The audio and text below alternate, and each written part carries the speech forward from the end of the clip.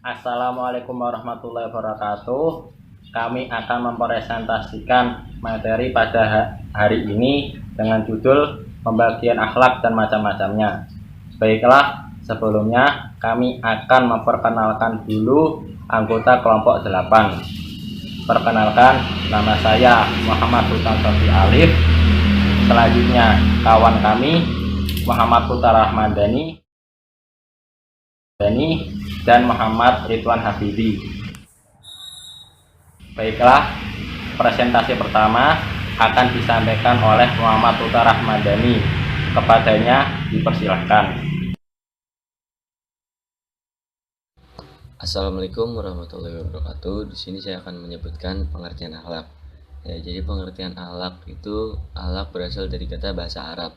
Secara etimologis, akhlak itu berasal dari kata khuluq yang berarti budi pekerti, perangai, tingkah laku, dan tabiat.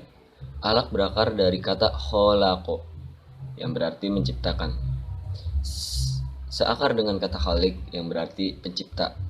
Makhluk berarti yang diciptakan dan kholaq berarti yang penciptaan.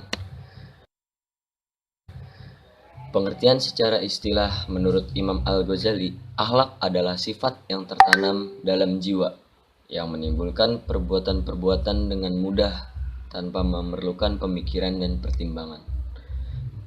Tapi menurut Ibnu Maskawi, akhlak adalah gerak jiwa yang mendorong ke arah melakukan perbuatan dengan tidak membutuhkan pikiran.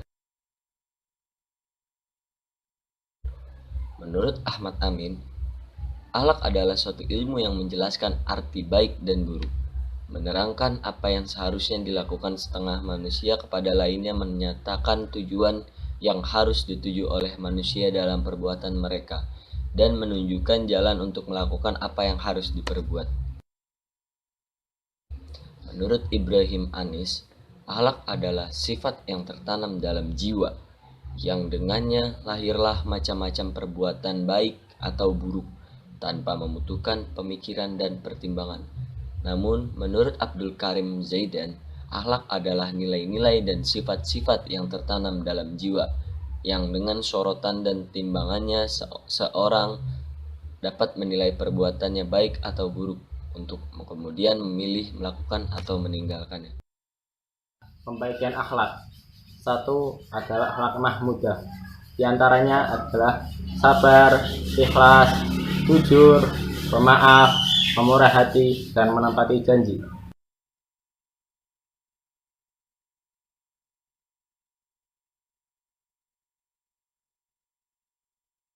Yang nomor 2 adalah akhlak madmumah.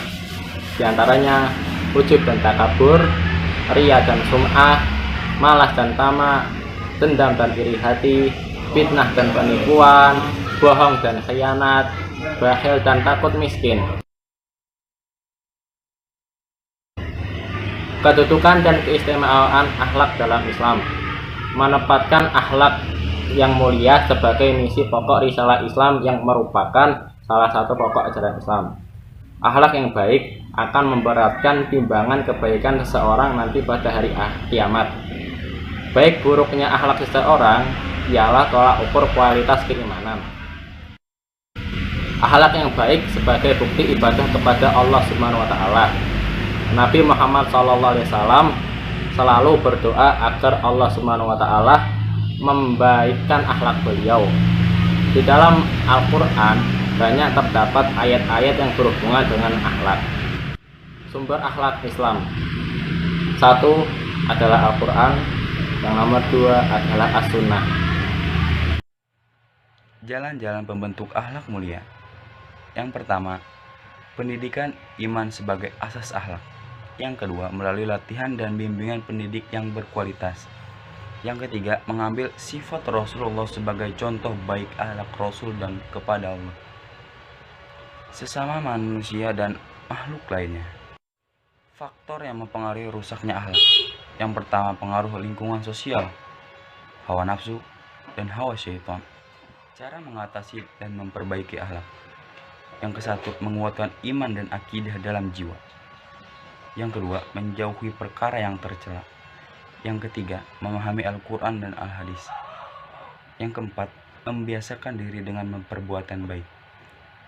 Yang terakhir, mempelajari kehidupan para nabi, sahabat, ulama sebagai contoh teladan dalam kehidupan kita, serta berdoa kepada Allah agar selalu dilengkapkan diri dengan akhlak yang mulia. Kesimpulan dari akhlak tersebut yaitu akhlak merupakan sesuatu yang melekat pada jiwa seseorang.